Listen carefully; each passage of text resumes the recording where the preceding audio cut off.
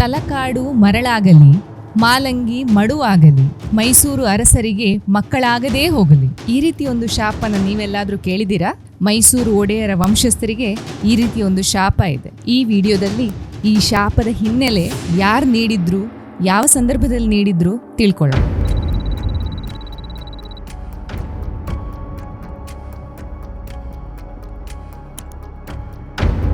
ವಿಜಯನಗರ ಸಾಮ್ರಾಜ್ಯದ ಅಧೀನದಲ್ಲಿದ್ದಂತಹ ಶ್ರೀರಂಗಪಟ್ಟಣದ ಉಸ್ತುವಾರಿಯನ್ನ ವಹಿಸಿದ್ದ ರಾಜ ತಿರುಮಲ ಒಂದ್ಸಲ ತಲಕಾಡಿನ ವೈದ್ಯನಾಥೇಶ್ವರ ದೇವಸ್ಥಾನಕ್ಕೆ ಹೋಗ್ತಾನೆ. ಹೀಗೆ ಹೋಗುವಂತಹ ಸಂದರ್ಭದಲ್ಲಿ ಶ್ರೀರಂಗಪಟ್ಟಣದ ಉಸ್ತುವಾರಿಯನ್ನ ತನ್ನ ಹೆಂಡತಿ ರಾಣಿ ಅಲಮೇಲಮ್ಮನಿಗೆ ವಹಿಸ್ಬಿಟ್ಟು ಹೋಗ್ತಾನೆ. ರಾಣಿ ಅಲಮೇಲಮ್ಮ ದೇವಿ ಶ್ರೀರಂಗ ನಾಯಕಿಯ ಪರಮ ಭಕ್ತೆ. ಪ್ರತಿ ಮಂಗಳವಾರ, ಗುರುವಾರದಂದು ತನ್ನ ಸಂಪೂರ್ಣ ಒಡವೆಗಳನ್ನು ದೇವರ ಪೂಜೆಗೆಂದು ಅರ್ಪಿಸ್ತಾ ಇದ್ದಂತಹ ರಾಣಿ.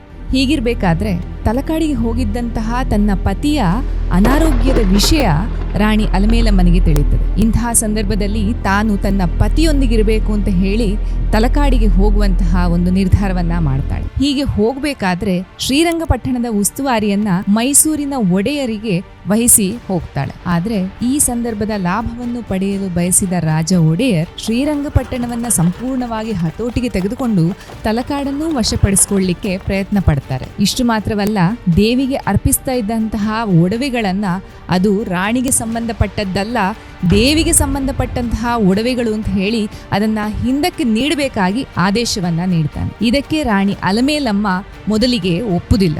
ಆದ್ರೆ ಮತ್ತೆ ಪುನಃ ಸೈನಿಕರನ್ನ ಕಳಿಸ್ಬೇಕಾದ್ರೆ ಹೆದರಿದ ರಾಣಿ ತನ್ನ ವಜ್ರದ ಮೂಗುತಿಯೊಂದನ್ನ ನೀಡಿ ಕಳಿಸ್ತಾಳೆ. ಇದಕ್ಕೆ ರಾಜ ಒಡೆಯರ್ ಒಪ್ಪದೆ ಎಲ್ಲಾ ಆಭರಣಗಳನ್ನು ಹಿಂದಕ್ಕೆ ನೀಡಬೇಕಾಗಿ ಆದೇಶವನ್ನ ಮತ್ತೆ ಪುನಃ ನೀಡಿ ತನ್ನ ಸಂಪೂರ್ಣ ಸೈನ್ಯವನ್ನೇ ಕಳಿಸ್ಬೇಕಾದ್ರೆ ಹೆದರಿದ ರಾಣಿ ಅಲಮೇಲಮ್ಮ ದಿಕ್ಕು ತೋಚದೆ ತನ್ನ ಎಲ್ಲಾ ಒಡವೆಗಳನ್ನ ಬಟ್ಟೆಯಲ್ಲಿ ಕಟ್ಟಿ ಕಾವೇರಿ ನದಿಗೆ ಎಸಿತಾಳೆ. ಇದರ ಜೊತೆಗೆ ತಾನು ನೀರಿಗೆ ಹಾರಿ ಪ್ರಾಣವನ್ನ ತ್ಯಾಗ ಮಾಡುವಂತಹ ಸಂದರ್ಭದಲ್ಲಿ ಈ ರೀತಿಯ ಒಂದು ಶಾಪವನ್ನ ಮೈಸೂರಿನ ಒಡೆಯರಿಗೆ ನೀಡ್ತಾಳೆ. ತಲಕಾಡು ಮರಳಾಗಲಿ, ಮಾಲಂಗಿ ಮಡುವಾಗಲಿ, ಮೈಸೂರು ಅರಸರಿಗೆ ಮಕ್ಕಳಾಗದೇ ಹೋಗಲಿ. ಅಲಮೇಲಮ್ಮ ನೀಡಿದ ಶಾಪ ತಾಗ್ಲಿಕ್ಕೆ ಹೆಚ್ಚು ಟೈಮ್ ತಗೊಳ್ಳೋದಿಲ್ಲ. ಅದೇ ವರ್ಷದ ದಸರಾದ 9ನೇ ದಿನದಂದು ರಾಜ ಒಡೆಯರ್ನ ಒಬ್ಬ ಮಗ ತೀರಿ ಹೋಗ್ತಾನೆ. ದುಃಖದಲ್ಲಿದ್ರೂ ಸಹ ರಾಜ ದಸರಾದ ಸಂಭ್ರಮವನ್ನ ನಿಲ್ಲಿಸುವುದು ಬೇಡ, ಅದನ್ನ ಮುಂದುವರಿಸಿ ಅಂತ ಹೇಳ್ತಾನೆ. ಅದರ ಜೊತೆಗೆ ಶಾಪವನ್ನ ನೀಡಿದ ರಾಣಿ ಅಲಮೇಲಮ್ಮನ ಒಂದು ಮೂರ್ತಿಯನ್ನ ರಚಿಸಿ ಅದಕ್ಕೆ ಪೂಜೆಯನ್ನ ಸಲ್ಲಿಸಬೇಕಾಗಿ ಆದೇಶವನ್ನ ನೀಡ್ತಾನೆ. ಆದ್ರೂ ಸಹ ಮುಂದಿನ ದಿನಗಳಲ್ಲಿ ರಾಜ ಒಡೆಯರ್ನ ಉಳಿದ ಎಲ್ಲಾ ಮಕ್ಕಳು ತೀರಿ ಹೋಗ್ತಾರೆ. ನಂತರ ತನ್ನ ಅಕ್ಕನ ಮಗನಾದ ಚಾಮರಾಜ ಒಡೆಯರ್ ಇವರನ್ನ ತನ್ನ ಉತ್ತರಾಧಿಕಾರಿಯಾಗಿ ನೇಮಿಸ್ತಾರೆ. ಇದೇ ಸಿಚುವೇಶನ್ ಮುಂದುವರೆದು ಆಲ್ಟರ್ನೇಟ್ ಜನರೇಷನ್ ನಲ್ಲಿ ರಾಜನಿಗೆ ಮಕ್ಕಳಾಗುವುದಿಲ್ಲ. ಉದಾಹರಣೆಗೆ ಪ್ರಸಿದ್ಧ ನಾಲ್ವಡಿ ಕೃಷ್ಣರಾಜ ಒಡೆಯರ್ ಮಕ್ಕಳಿಲ್ಲದೆ ತನ್ನ ಅಳಿಯ ಜಯಚಾಮರಾಜೇಂದ್ರ ಒಡೆಯರ್ ಇವರನ್ನ ದತ್ತು ತೆಗೊಳ್ತಾರೆ. ಮುಂದೆ ಜಯಚಾಮರಾಜೇಂದ್ರ ಒಡೆಯರ್ ಇವರ ಮಗ ಶ್ರೀಕಂಠದತ್ತ ಒಡೆಯರ್ಗೆ ಮಕ್ಕಳಾಗುವುದಿಲ್ಲ. ಇವರ ಮರಣಾನಂತರ ಈಗಿನ ಯದುವೀರ ಕೃಷ್ಣದತ್ತ ಚಾಮರಾಜ ಒಡೆಯರ್ ಇವರನ್ನ ದತ್ತು ಪಡೆಯಲಾಗ್ತದೆ. ಈಗಿನ ರಾಜ ಯದುವೀರ್ ಕೃಷ್ಣದತ್ತ ಚಾಮರಾಜ ಒಡೆಯರ್ ಹಾಗೂ ತ್ರಿಷಿಕಾ ಕುಮಾರಿ ದಂಪತಿಗಳಿಗೆ ಆದ್ಯವೀರ ನರಸಿಂಹರಾಜ ಒಡೆಯರ್ ಎನ್ನುವ ಮಗ ಇದ್ದಾನೆ. ಅಲಮೇಲಮ್ಮನ ಶಾಪದಂತೆ ಒಂದು ಕಾಲದಲ್ಲಿ ಫಲವತ್ತಾಗಿ ನದಿಗಳಿಂದ ತುಂಬಿದ್ದಂತಹ ತಲಕಾಡು